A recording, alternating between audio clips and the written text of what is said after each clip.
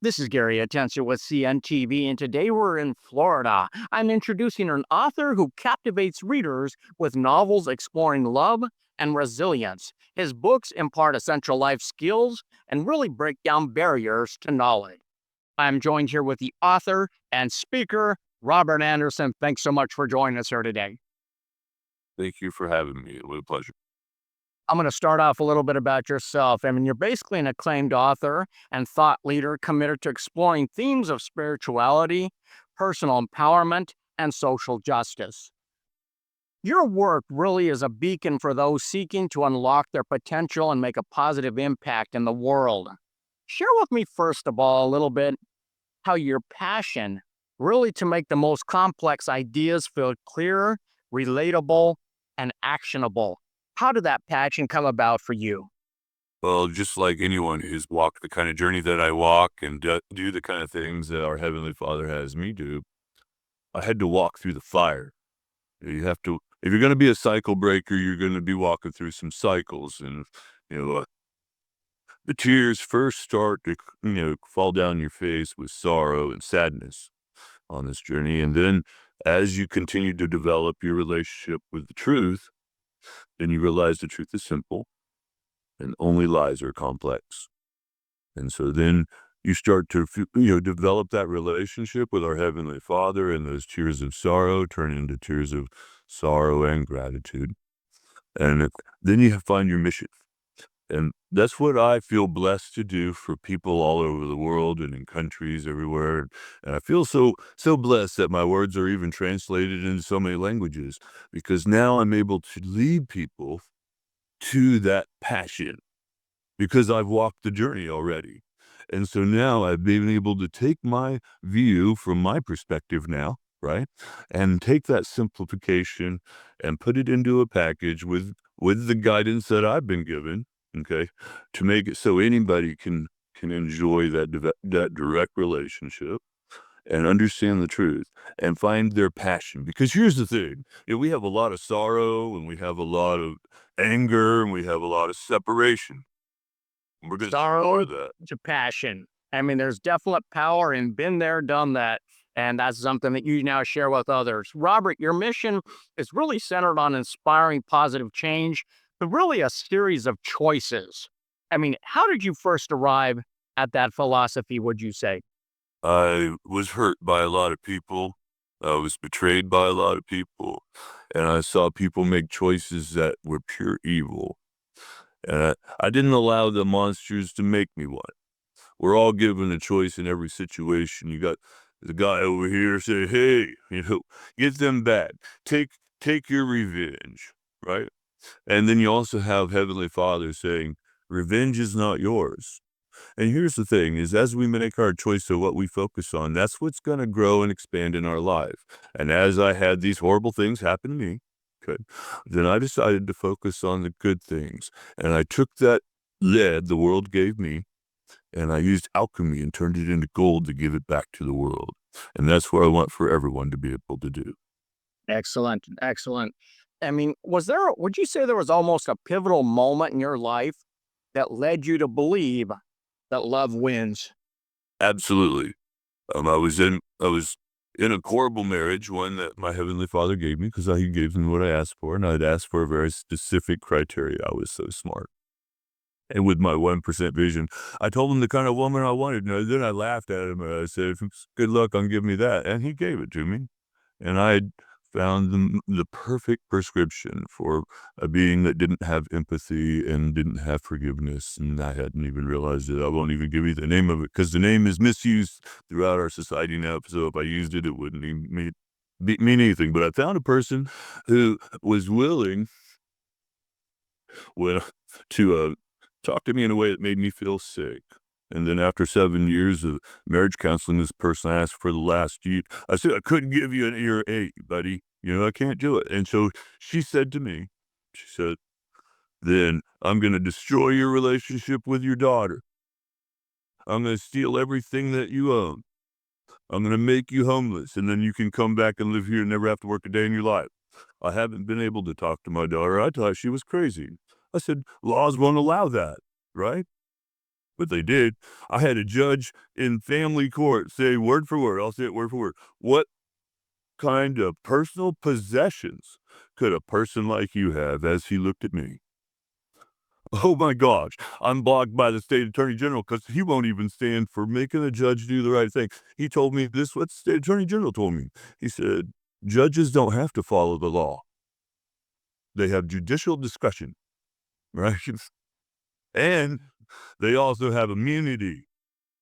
So anyway, I ended up writing this book, okay, to help my healing.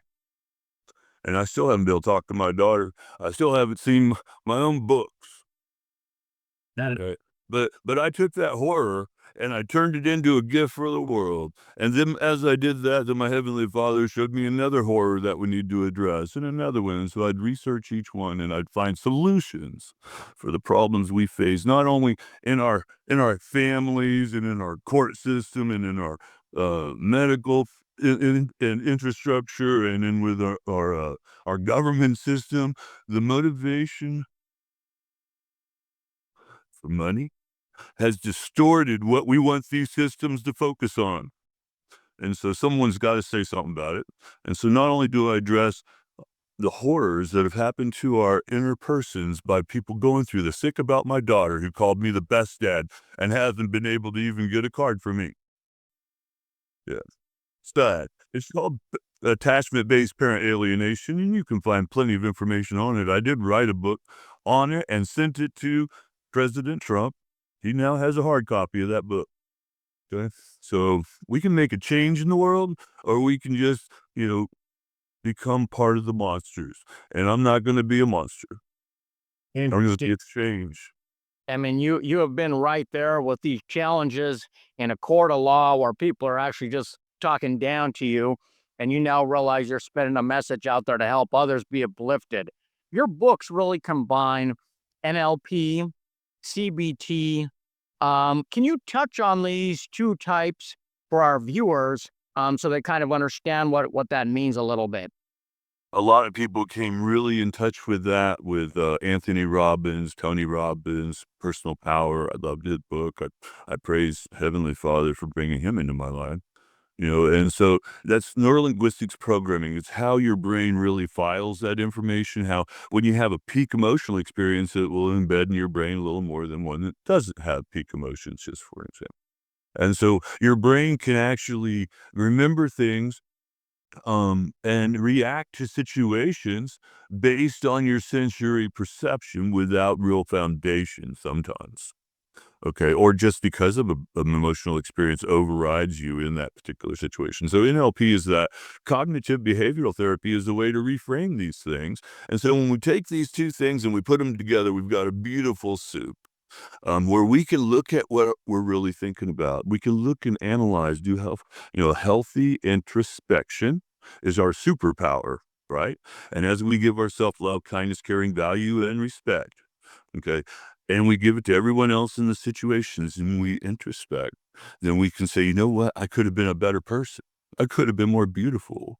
You know what I mean? And then we can learn from that and we can use these things, neurolinguistics programming and cognitive behavioral therapy, to go in and find those roots of those weeds and pull them out of our psyche. And we start to win as soon as we begin.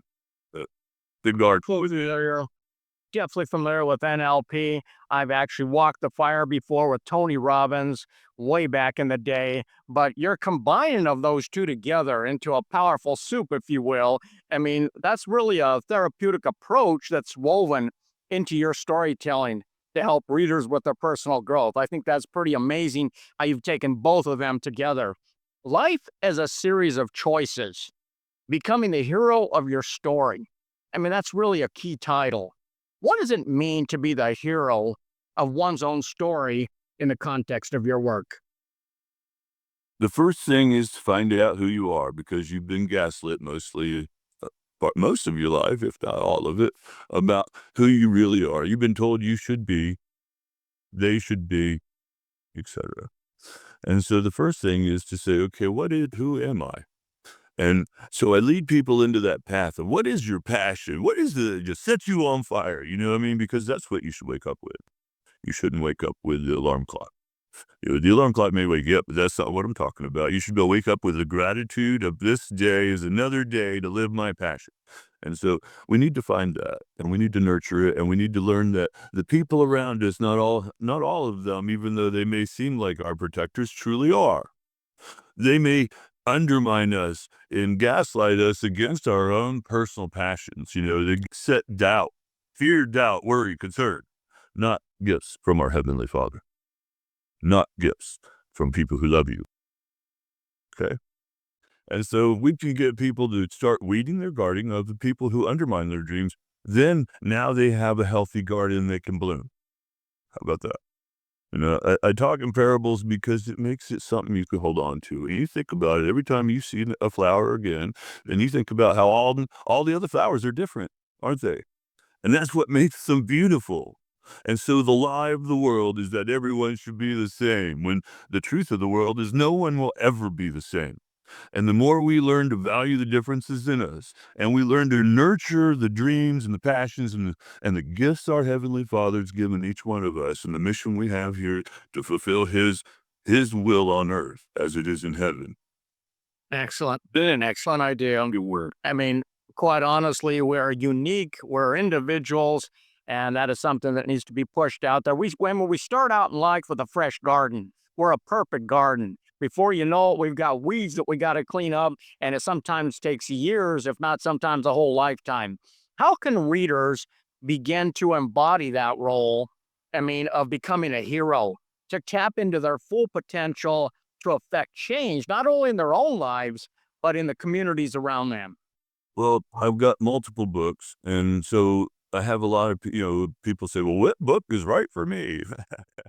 Well, I made a book for free. It's called The Key to the Library of Transformation, and you go to robertandersonlovewins.com, and you click on that. Don't even tell me who you are, because this journey is for you to drive. Okay, I'm not gonna push you. You're gonna take the steps forward because you choose to. And if you don't choose to, that's what you did with the gift I gave you. So you download that PDF of The Key to the Library of Transformation. And when you do that, you go through, and there's a bunch of books. Okay, just flip through, and they're going to give you, one's going to jump out at you and say, "This is for you," Yeah, and you're this going to book for know it. you. You're This going to this know. was a gift you given. It's a free download. It's a gift you give to people. In your book, we learn to be a hero in life requires fortitude and bravery. It means really choosing love over indifference, kindness over cruelty, caring over selfishness, and respect over disregard. Would you say the easier path tempts us to do otherwise? Absolutely nothing good is ever easy, and this is the same. The fact is that in order for anyone to take the journey we've been talking about, and you know it because I see it in your eyes, okay, you had to say, "You're wrong about me," to somebody that you loved. You had to actually remove a few people that broke your heart, because you had to choose you over them. You had to realize they weren't supporting the beautiful journey that you're on now, right? And you had to let them go, and you had to love yourself that way. But you still had to treat them with love, kindness, caring, value, and respect, because we treat everybody the way we want to be treated, right? With love, kindness, caring, value, and respect. But you had to let them go. And that's self-love. People think self-love is buying a purse. It's not buying a purse. It's giving yourself love, kindness, caring, value, and respect in every situation. And the saddest thing is, the hardest thing I see for people to get is that you give yourself value. Yeah. Yep. Value. Everybody's willing to give up their dream to make everybody else happy. Well, what a sad thing if on the day that they put you in the ground, they say, "Well, yeah, you made everybody happy."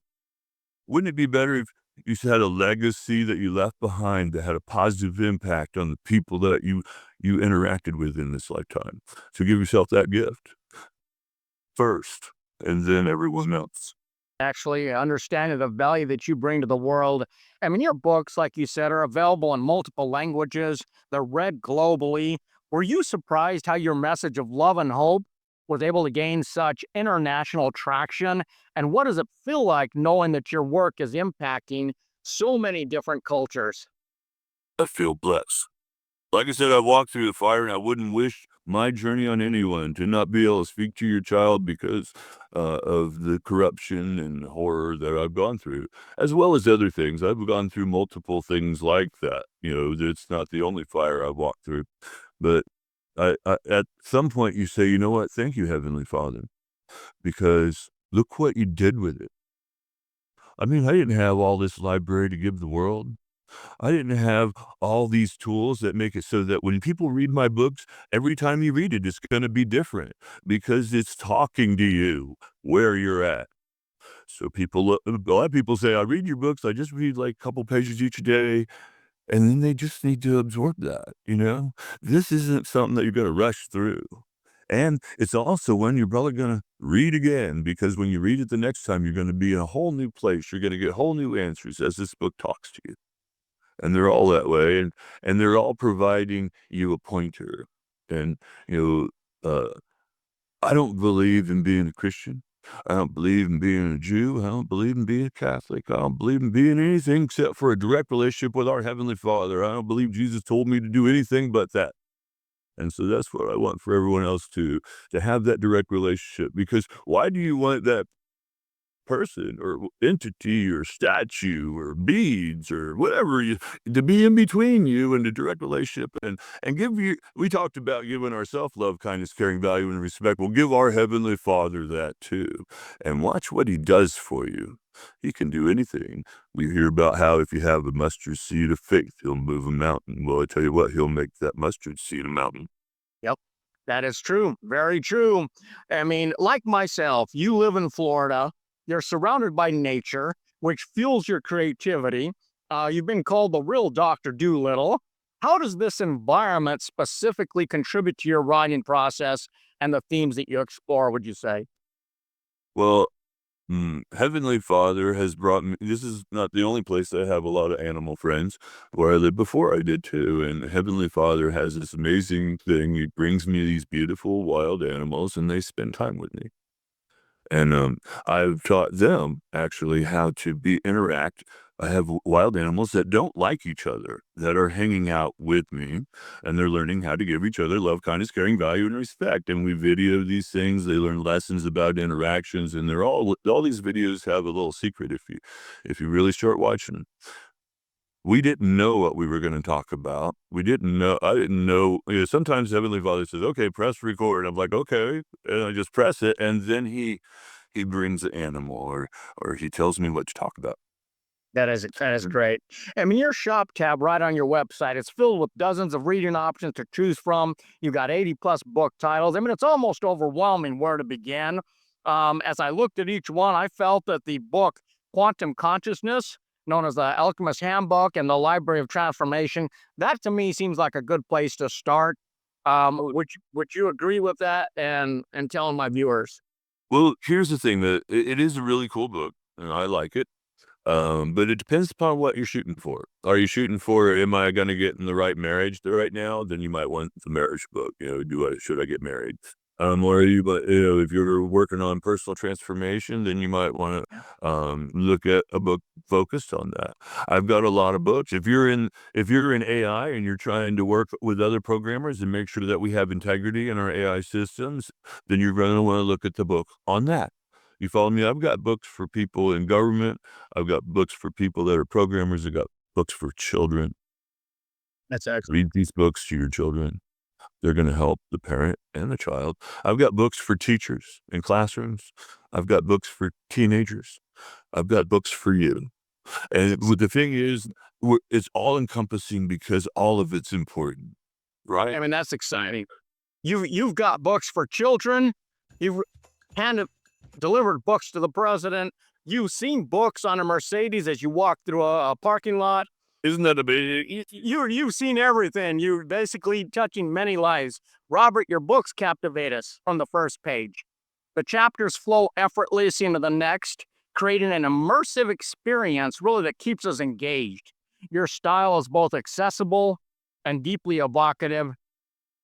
Is writing rewarding work for you? It is, it's a legacy. because I'm so grateful for it. I didn't expect it. We don't all, you probably never expected that you'd be the CNTV guy, you know what I mean, way back when. But now you're so grateful because you're making such a difference in the world. Thank you, my friend. And so I feel the same. I feel like if I got hit by a bus today, my words will continue on to make a positive difference in lives all around the world. And we're just at the very beginning. We're just at the beginning. So imagine as all of these people raise their vibration and consciousness and start living by the rule of love, kindness, caring, value, and respect for themselves and for everyone else involved as the foundation for all of our systems. How about that? All of our systems. We're in the great shaking. It's not a time for wondering. Heavenly Father shaking the earth, and it's time to wake up, and it's a choice. He's going to honor your choice. You can you have the choice of a beautiful relationship with him and a wonderful destiny, life, and legacy, or you can live in fear, concern, separation, judgment, right? It's really two choices. Yep, you're I'm going to sell you. Sort up will be love wins. What a great thing to share with folks. Viewers, let's take a look at the bottom of the screen right there. What you're going to see is his website. On the website, you're really going to see hundreds of reading products. I mean, I went through the tab there, the shopping tab. There's hundreds to choose from. You can enjoy. You can find his books directly on Amazon as well. You can even find some interactive study guides designed for group settings as well. I mean, really imagine holding the key to unlocking the wisdom, empowerment, and transformation you've been searching for. Robert would tell you your journey begins today. Reach out, check out his website. That is Robert Anderson. Love wins. Inspiring change through empowerment. This is Gary Atencio with CNTV. And if you don't know, now you know.